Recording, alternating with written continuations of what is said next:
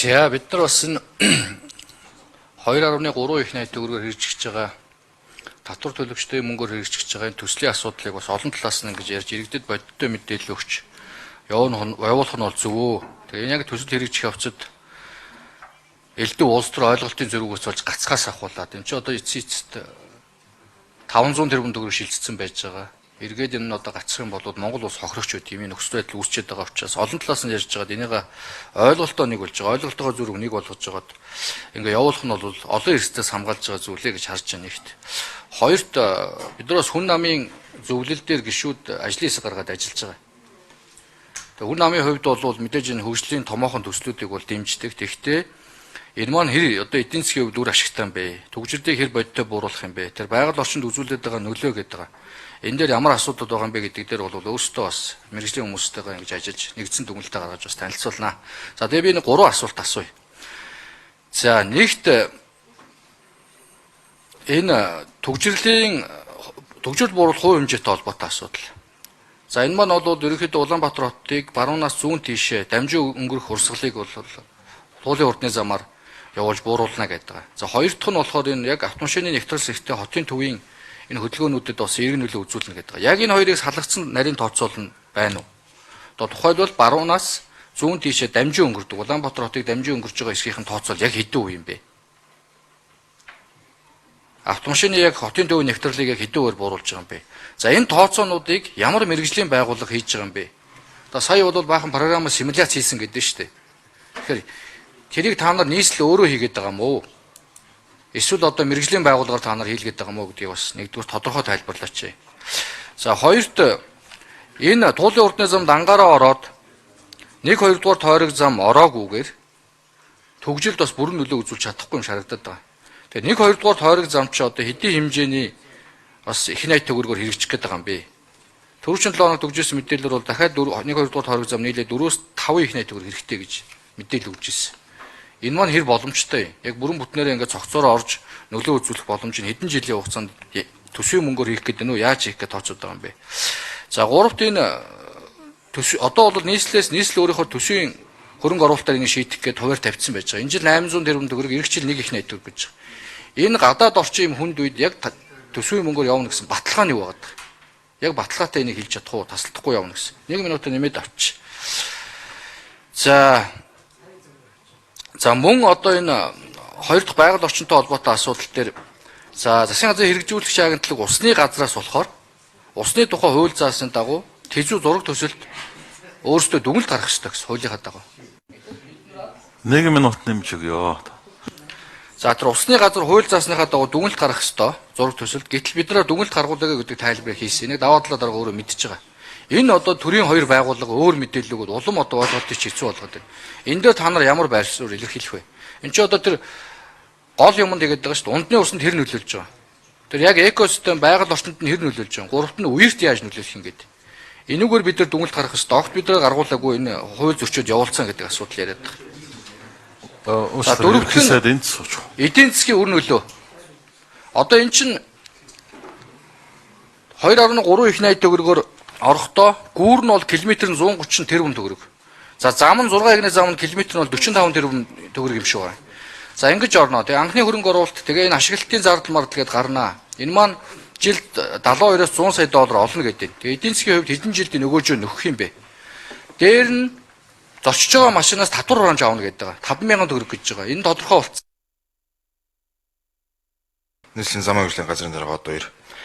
Тэгэхээр туулын урдны замыг анх эрчмийн судалгаа хийхэд хотын судалгааны институтээр тэзүү хийлгэж явах үед бол 2021 онд хийгдээ 22 онд дууссан 15,000 айлын өрхийн судалгааг бол үндэслэж хийсэн байгаа. За сүүлд дахин одоо камерын нэгдсэн систем ашиглалтанд орсноор бид нар симуляц дахин гаргахын тулд Data Deus гэдэг яг математик загварчлалын зөвлөгөөлчлөгийн компаниар хийлгээд одоо энэ дээр байгаа Visum, Strada болон 6 төрлийн бүх одоо дэлхийн нэгтэд олон улсад хийгддэг симуляцийн програмуудыг ашиглаж хийгдсэн байна. Тэгэхээр энэ дээр хийгдээд үзэх юм бол зөвхөн туулын урдны зам дангаараа ашиглалтанд орсон тохиолдолд одоо энэ дээр бид энэ дээр тавигдсан байгаа. Баянбүрдийн тойрогоос баруун дөрвөн зам хүртэлх авто замыг бол 7.5 хүртэлх хувиар бууруулна. Нарны гүр 7-8% төгжрлийг бууруулна. За Олимпийн гудамж 13% хүртэлх төгжрлийг бууруулна. Их Монгол улсын гудамж 11%-аар, нарны зам 25-аас 28%-аар төгжрөл буурна. За Чингисийн өргөнчлөө 28-аас 30%-аар төгжрлийг бууруулна. За Яарамгийн гүүр 32% хүртэл буурна. Яарамгийн зам нь наадамчдын зам нь өөрөө 12% хүртэл буурна. Инх тайвны өргөнчлөө 8%-аар төгжрлийг бууруулна гэсэн тооцоол гарсан байна. Тойрог зам, туулын урдны зам 2 зэрэг ашиглалтанд орсноор нийтдээ уулзвар дээр ачаалал нь буурах гудамжуудыг бол бүгдийг нь тус тусд нь гаргасан байгаа. За Долоон бодлын авцам 24%-аар, за Баруун дөрвөн замаас Баянбүрдэн тойрог хүртэлх 12%-аар, за Олимпийн гудамж 14%, за Сапорогоос Хорооллын эцэс хүртэлх бол 9%, Дарантуул захаас Зүүн дөрвөн зам хүртэлх бол 12%, Нарны зам 31%, за Гандангийн уулзвараас Хорооллын эцэс хүртэлх авцам маань өөрөө 7-оос 10%, инх тайвны өргөнчлөө 12%-аар, за 3 дугаар сургуулийн урдаа Сансрын уулзвар хүртэлх их тойрогийн гудамж маань өөрөө 6%, Москвагийн гудамж өөрөө 14%-аар буурна гэсэн тус бүх байршил дээр бол загварчлал гарсан байна. За ганц зөрг гишүүний асуултанд хариулъя. Цаг дарга нэгдүгээр уралдагч даваадлаа. За туулын урдны зам бол дангаараа Улаанбаатарын төгжрөлд ерөнхийдөө 34% нөлөөтэй гэдэг симуляцийн тооцоол байгаа. За тойрог нэгийг тэ хамтарвал 50% хүртэл нөлөөлнө гэдэг ийм урдсан одоо тооцоолол одоо байгаа 805 мянган машин дээрээс нь тооцоол дээр байгаа. За тойрог нэгдүгээр төслийн хувьд болохоор EPC дээр нэмэх нь F гээд засгийн газрын баталгаан дээр суурилсан зээл авах бодлоор тендер зарлагдаад одоо 25 оны 10 дугаар сард зарлагдаад одоо маргааш бол нээн. Тэгээ маргааш нэгдэхээр оролцогч талууд хэрвээ байгаад амжилттай болох юм бол энэ төслийг бол хэрэгжүүлж эхэлнэ. Улаанбаатар хотын 6 дүргийг тойрсон 24 км урт хойдлын хэсэгтээ 2 км түнэлтэй 6 агны туслах зам нь 2-4 агны ийм зам байж байгаа. Нийт өртөөрөө EPC тендер 918 сая доллараар бол ингэж төсөв төртөд батлагдсан. Үүний 85% нь Монгол Улсын засгийн газар 2025 онд 260 сая долларын баталгаа гарч ирсэн дээр олон улсын банкуд өөрсдөө зээл бол олгож ингэж орж ихээр нөхцөлтэй байж байгаа. За тойрог 2 замыг болохоор Тэзүү одоо гүйцэтгэхдээ дуусж байгаа. Зам тээврийн хөгжлийн яамны дэргэдэх шинжилгээ ухааны технологийн зөвлөөр хилцүүлэгдээд бол зөвлөмжөө авцсан. За зам тээврийн хөгжлийн төв дээр бол одоо батлагдах гээд бол өргөн барьсан байж байгаа. Ойролцоогоод бол яг батлагдаж гараагүй учраас бол би тоо хэлмэгдэхэд ойролцоогоор бол одоогийн байдлаар 800 сая доллар. Энийг гэхдээ төрийн үеийн түвшлэр буюу хувийн хвшил өөрсдөө санхугаа гаргаад хийх боломжтой нөхцлөөр туулын нэг замын барилга өрсөлдөлтөд уялдуулаад бид нар дотоодын ресурс нөөцөө тооцооллоо зарлана гэж одоо бол төлөвлөлт хийгээд бол явж байгаа. За Улаанбаатар хотын төсвийн эрсдлийг асуулаа та.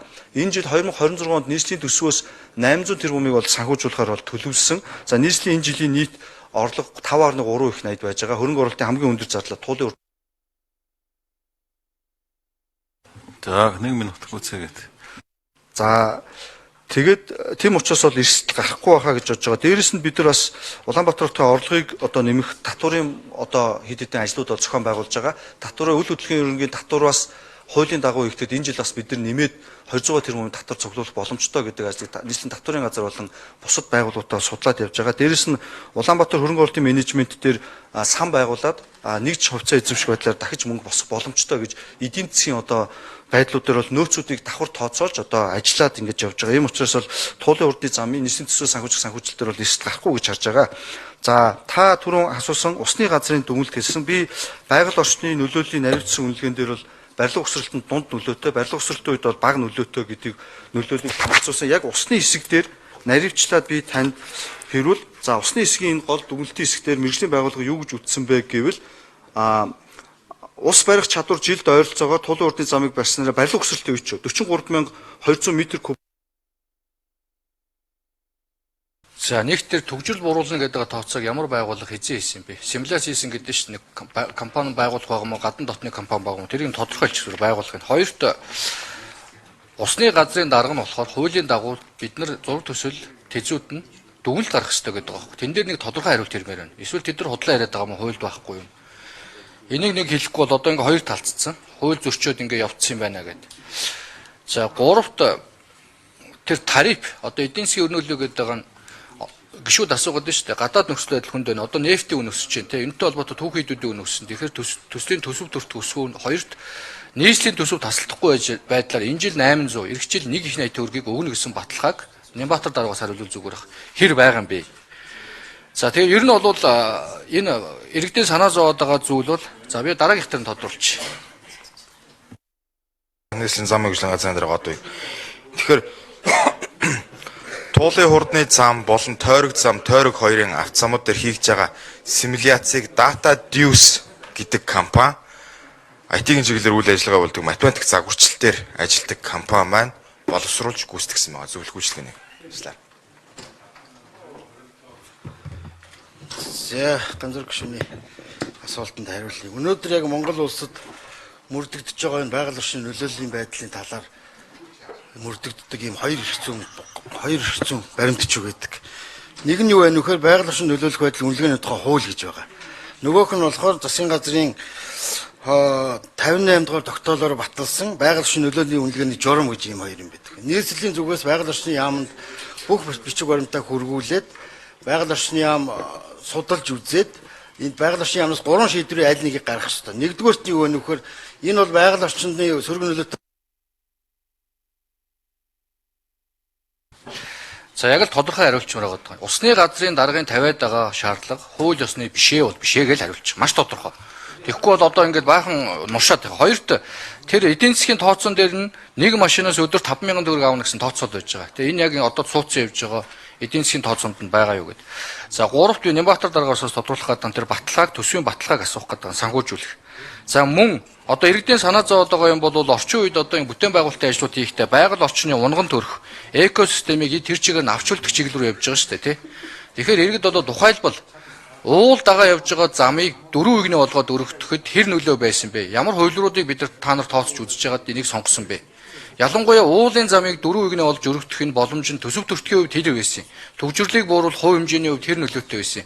Байгаль орчны хувьд хэр нөлөөтэй байсан гэдэг дээр бас тодорхой хариулт өгөхийг хүсье. Баярлалаа. За уулын замыг анх Эсто гэдэг компани барьсан. Одоо ердөө 2 игний зам. Уулын замыг цаашид өргөтгөхөд эдийн засгийн үр хөөжгүй. Өөрөөр хэлбэл уулын ажил маш ихээр ихтэй байгаа.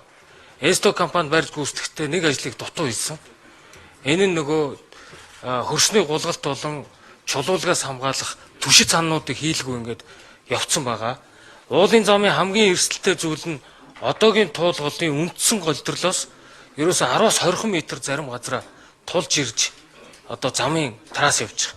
Тэгэхээр энэ ганц зэрэг гишүүн түрүүн та гараа явцсан. Бид энийг 13 жилийн өмнөөс хийсэн бүх түүхүүдийг ярьж өгсөн. Энэ барилга хотоолтын яам энэ тараасыг зам тээврийн яам энэ тараасын дагуу 13 жилд хийсэн судалгаан дээр сүүлд хот нэмэлт ажил хийгээд хамгийн оновчтой тараас газар чөлөөлөлт багтаа гэдгээр авсан. Нарбаатар гишүүнээ юу дуусчлаа нэг олон асуулт хариулаад байгаа учраас. За бичгээр яваа. Дараагийн асуудлууд дараагийн байнгын хороо хүлээгээд. За яана дууссан нөгөө дэгээрээ хоёр тодорхой.